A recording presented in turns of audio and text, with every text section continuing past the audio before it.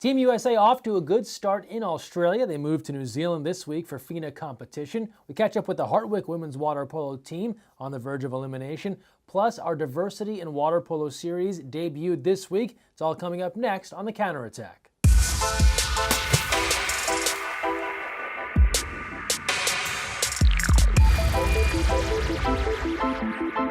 Hi everyone, Greg Mescall here. Thanks for joining us on The Counterattack. Glad to have you with us. We start first with Team USA. The squad was in Australia, taking on Australia in 2 exhibition matches, USA men and women in the same place on the Sunshine Coast.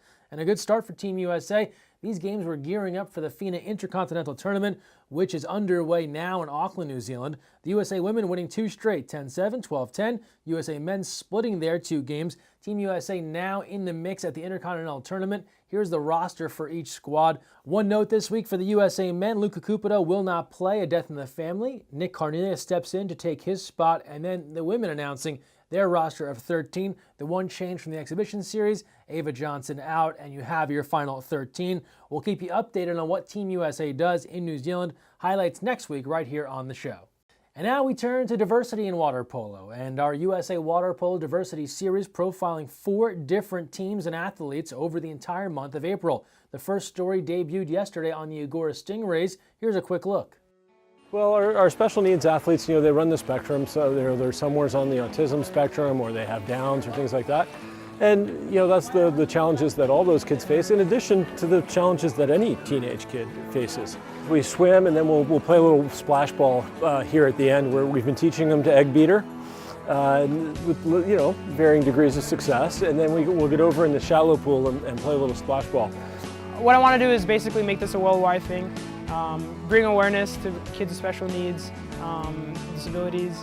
And I think it'd be great to have many programs like this because you have some universities with like D1 water polo, like Stanford, for example, right? If you have programs like that and just bring awareness, you have a great community. And so that's what I want to do.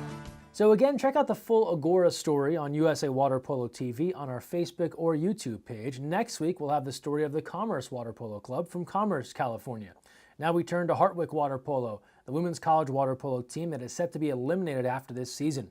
The group was in Irvine this past week to take on Concordia.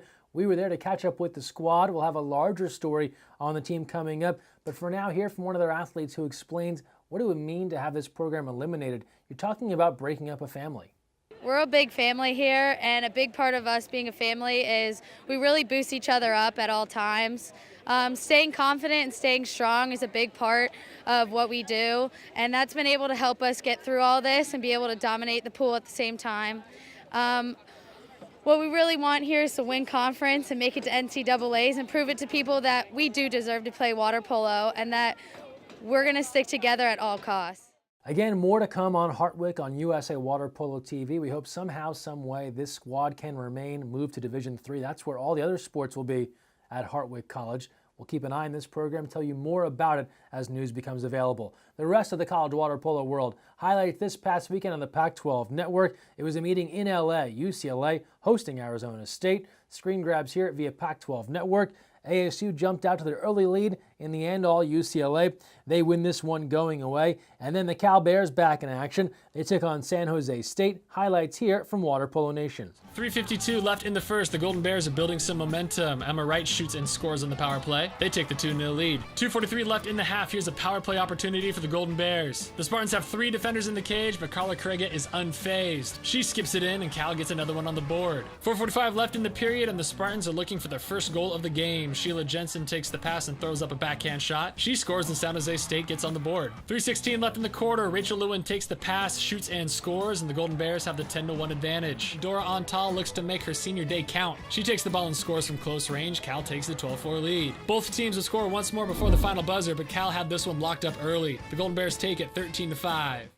That sends us off to the Cap 7 college scoreboard. Stanford, after a lengthy layoff, back in the pool earlier last week, defeating UC Irvine 8-3. Cal and San Diego State, cool opportunity here, meeting in Morro Bay, kind of a middle point for both of these squads in Central California. It was a win for the Bears, 15-7. Long Beach State edging Cal State Northridge 10-8 in OT in Big West action. And then back east, a classic rivalry game, Michigan over Indiana 9-7. The USA Water Polo National Collegiate Rankings, Stanford, they have a stranglehold on this number 1 spot. They stay right there. Then SC, Cal, UCLA, Hawaii, Arizona State, a little bit of movement. Pacific in at 7, Michigan 8, Irvine and Davis. Water polo on TV this weekend, 2 big games with postseason implications. First up, 3 p.m. Eastern, noon Pacific, UCLA hosts Stanford. And then the nightcap, 8 p.m. Eastern, 5 p.m. Pacific, Cal at USC. Should be 2 very good games, both live on the Pac-12 network. Tune in, show your support for water polo. And now we close things out as we do every week here on The Counterattack with our social media send-off, the best of water polo on the internet. We jump right in with something that was old but maybe is new. The Mannequin Challenge. You thought it was long gone. Golden West High School out of Visalia, California sends in this video. Is it from 2 years ago? Is it current? Does it matter? No, just take a look.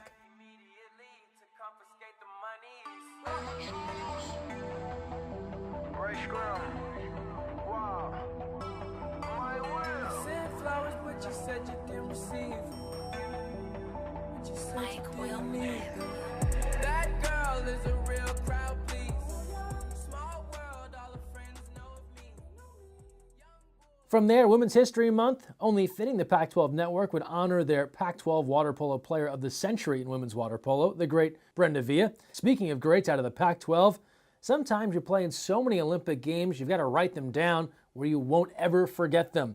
Tony Azevedo noting all 5 of his Olympic stops with a tattoo on his arm. That is a very cool tattoo.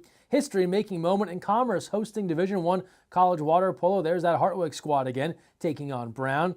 And last but not least, Team USA in Australia, goalkeeper Georgia Phillips, all smiles on her Instagram Georgia O. Phillips account. And that's the best of what we saw this week on our social media send-off. Thanks for all of your submissions. Make sure you use the hashtag counterattack or tag us at USAWP. We would love to share what you're sharing. That'll wrap up this week's show. Thanks so much for watching. And don't forget, when you're on the counterattack, look weak side.